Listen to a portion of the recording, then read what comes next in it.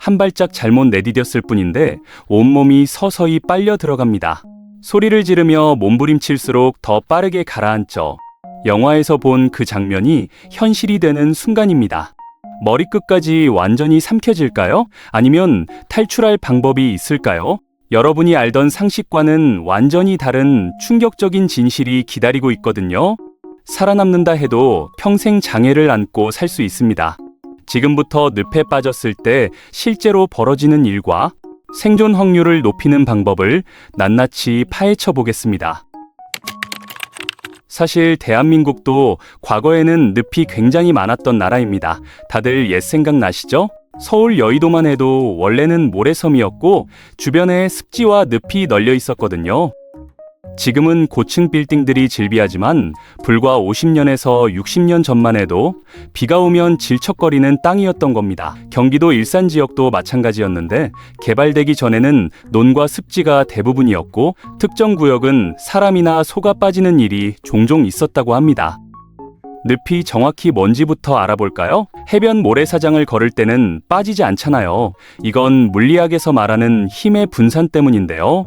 수억 개의 모래 알갱이들이 단단하게 뭉쳐 있으면 무게가 넓은 면적으로 퍼지면서 우리 몸을 지탱해 주거든요. 그런데 땅속에서 물이 계속 올라와서 흙이나 모래와 섞이면 이게 상황이 많이 달라져요. 겉으로는 굉장히 평범한 땅처럼 보이지만 실제로는 액체와 고체의 중간 상태가 되는 거죠. 우리가 알고 있는 늪의 상태가 되는 거죠. 부산 낙동강 하구에서도 비슷한 사고가 종종 발생합니다. 겉보기엔 단단한 갯벌처럼 보이는데 특정 지점에 들어서면 갑자기 무릎까지 빠지는 경우가 있거든요. 2018년에는 한 낚시꾼이 갯벌에서 허리까지 빠져서 소방대가 출동한 적도 있습니다. 다행히 밀물이 차오르기 전에 구조됐지만 30분만 늦었어도 큰 사고로 이어질 뻔했던 거죠. 영화에서는 사람이 늪에 완전히 빠져서 머리까지 잠기는 장면이 자주 나오는데 실제로는 좀 다릅니다. 진짜 늪의 깊이는 대부분 50cm에서 1m 정도거든요. 더 중요한 건 사람의 밀도가 늪 밀도의 절반 수준이라는 사실입니다. 그래서 아무리 깊은 늪이라도 보통은 허리 정도까지만 빠지고 더 이상은 가라앉지 않는다는 거예요. 그런데 여기에 치명적인 함정이 숨어 있습니다. 늪은 비뉴턴 유체라는 특수한 성질을 가지고 있거든요. 쉽게 말하면 압력을 받으면 성질이 변한다는 건데 여러분 몸무게가 늪에 실리면 늪은 더 물처럼 변하면서 몸을 끌어당기기 시작합니다. 이때 가장 위험한 게 바로 패닉 상태예요. 공포에 질려서 발버둥을 치면 어떻게 될까요?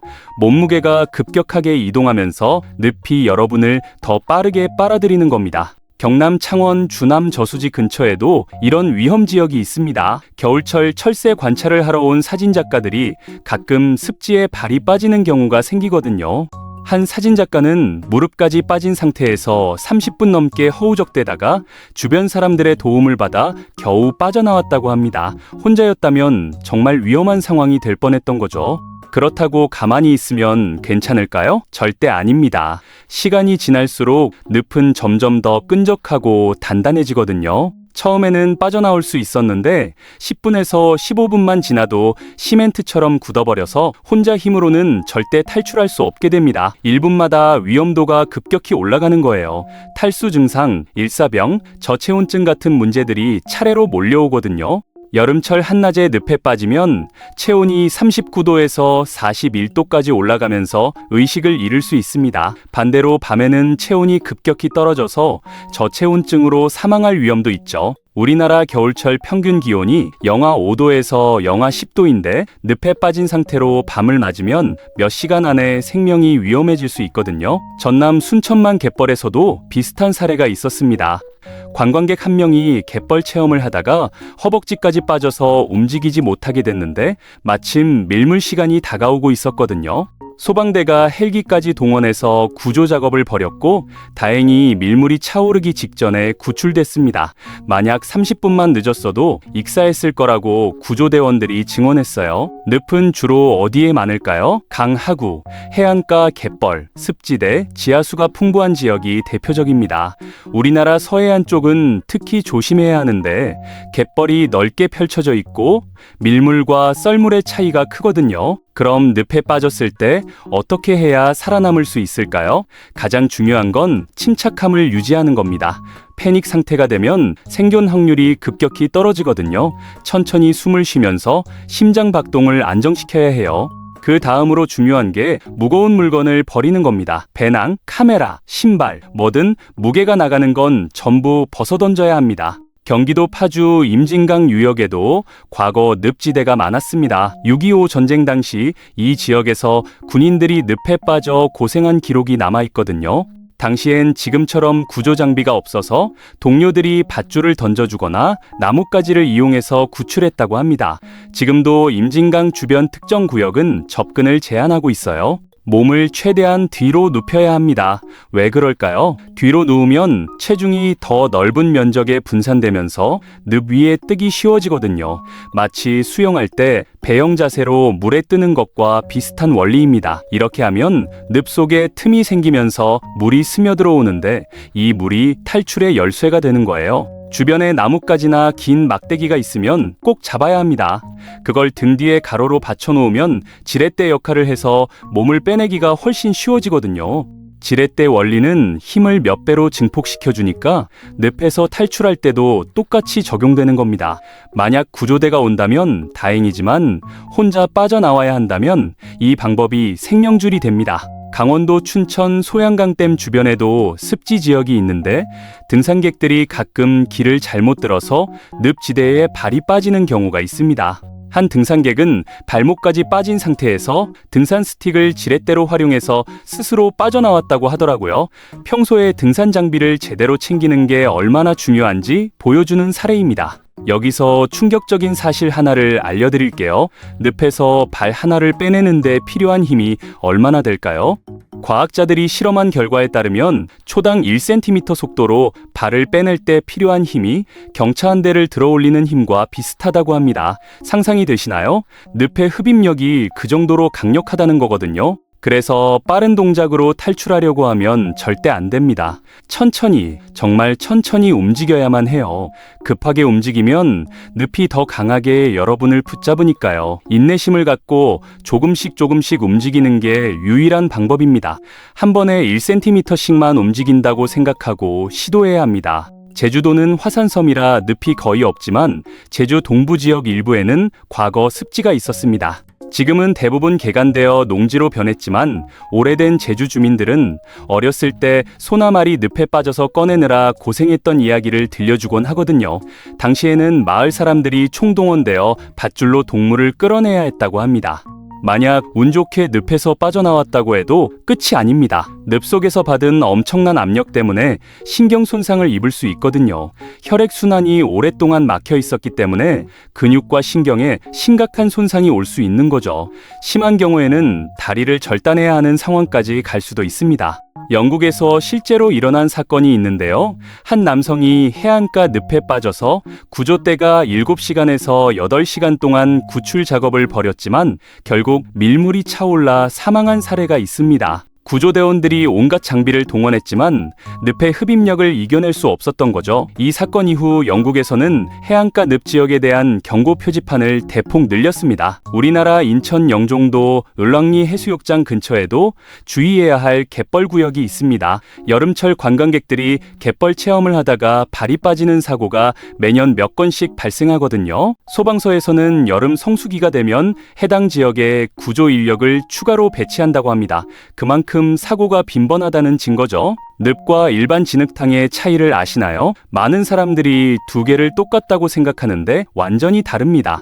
일반 진흙탕은 표면만 미끄럽고 안쪽은 비교적 단단한 편이지만 늪은 깊이 전체가 액체와 고체의 중간 상태거든요. 그래서 늪에 한번 빠지면 빠져나오기가 훨씬 어려운 겁니다. 충청남도 서산 간척지 주변에도 과거 늪지대가 광범위하게 펼쳐져 있었습니다. 1970년대에서 1980년대 대규모 간척 사업을 진행하면서 대부분 농지로 바뀌었지만 일부 구역은 여전히 습지 상태로 남아 있거든요. 농민들은 농기계가 늪에 빠지는 걸 막기 위해 특정 구역은 아예 접근하지 않는다고 합니다. 과학자들은 늪의 위험성을 줄이기 위한 연구를 계속하고 있습니다. 네덜란드의 한 연구팀은 늪에 빠진 사람을 구출하는 새로운 기술을 개발했는데 압축 공기를 늪 속에 주입해서 밀도를 낮추는 방식이거든요. 이렇게 하면 구조 시간을 절반 이상 단축할 수 있다고 합니다. 우리나라 소방청에서도 이 기술에 관심을 보이고 있어요. 경상북도 안동 낙동강 상류 지역도 과거에는 늪이 많았던 곳입니다. 특히 장마철에 강물이 범람하면 주변 평지가 일시적으로 늪으로 변하는 경우가 있었거든요. 지금은 제방 공사를 통해 대부분 해결됐지만 여전히 일부 구역은 주의가 필요합니다. 낚시꾼들 사이에서는 특정 지점은 절대 가지 말라는 암묵적인 룰이 있을 정도예요. 늪에서 가장 위험한 시간대가 언제일까요? 바로 밀물이 들어오는 시간입니다. 서해안의 경우 밀물과 썰물의 차이가 최대 8m에서 10m까지 나거든요. 갯벌에 빠진 상태에서 밀물을 맞으면 익사할 확률이 급격히 올라가는 겁니다. 그래서 갯벌에 들어가기 전에는 반드시 물때를 확인해야 합니다. 전라북도 새만금 지역은 세계 최대 규모의 간척 사업이 진행된 곳인데 공사 전에는 거대한 갯벌과 늪지대였습니다. 공사 중에도 중장비가 늪에 빠지는 사고가 여러 번 발생했다고 하더라고요. 수십 톤짜리 굴착기도 늪에 빠지면 속수무책이었던 겁니다. 결국 특수 구조 장비를 동원해서 며칠에 걸쳐 장비를 꺼냈다고 합니다. 여러분이 등산이나 갯벌 체험을 할 때 꼭 기억해야 할 게 있습니다. 절대 혼자 행동하지 마세요. 항상 2명 이상이 함께 다녀야 하는데 한 명이 늪에 빠지면 다른 사람이 즉시 도움을 요청할 수 있거든요. 휴대폰도 방수 케이스에 넣어서 항상 몸에 지니고 다녀야 합니다. 긴급 상황에서 연락할 수단이 없으면 정말 위험해지니까요. 대구 팔공산 자락에도 작은 늪지대가 몇 군데 있습니다. 비가 많이 온 직후에는 특히 조심해야 하는데 땅이 물을 머금으면 단단해 보이던 곳도 순식간에 늪으로 변할 수 있거든요. 등산로를 벗어나면 안 되는 이유가 바로 이겁니다. 표시된 길만 따라가야 안전한 거죠. 늪에 빠졌을 때 주변 사람들은 어떻게 도와야 할까요? 절대 직접 손을 잡아당기면 안 됩니다. 구조하려던 사람까지 함께 빠질 수 있거든요. 대신 긴 나뭇가지나 밧줄, 옷가지를 묶어서 던져주는 게 안전합니다. 그리고 즉시 119에 신고해서 전문 구조대를 부르는 게 최선이에요. 부산 을숙도 철새 도래지도 일부 구역이 늪 지형입니다. 겨울철 철새 관찰을 하러 온 사람들이 가끔 안전선을 넘어가다가 발이 빠지는 경우가 생기거든요. 환경부에서는 해당 구역에 접근 금지 표지판을 설치했지만 여전히 일부 사람들이 무시하고 들어가는 게 문제입니다. 자연을 즐기는 것도 중요하지만 안전이 최우선이라는 걸 꼭 기억해야 합니다. 늪에서 탈출한 후에는 반드시 병원에 가서 검진을 받아야 합니다. 겉으로는 멀쩡해 보여도 내부적으로 근육이나 신경이 손상됐을 수 있거든요. 특히 다리에 저린 느낌이나 통증이 있다면 즉시 의사의 진찰을 받아야 합니다. 방치하면 나중에 더 큰 문제로 발전할 수 있으니까요. 서울 한강 고수부지도 과거에는 일부 구역이 늪이었습니다. 1970년대 한강 개발 사업 전에는 장마철만 되면 강변 저지대가 물에 잠기면서 늪으로 변했거든요. 지금은 체계적인 치수 사업 덕분에 그런 일이 거의 없지만 집중호우가 내리면 여전히 일부 구역에서 물이 고이는 현상이 발생합니다. 마지막으로 당부드리고 싶은 게 있습니다. 늪이나 갯벌 같은 위험 지역에 갈 때는 사전에 충분히 정보를 알아보고 가세요. 날씨 예보도 확인하고 밀물 시간도 체크하고 비상 연락처도 미리 저장해 두는 게 좋습니다. 준비를 철저히 하면 위험을 크게 줄일 수 있거든요. 자연은 아름답지만 동시에 위험하다는 걸 항상 명심해야 합니다.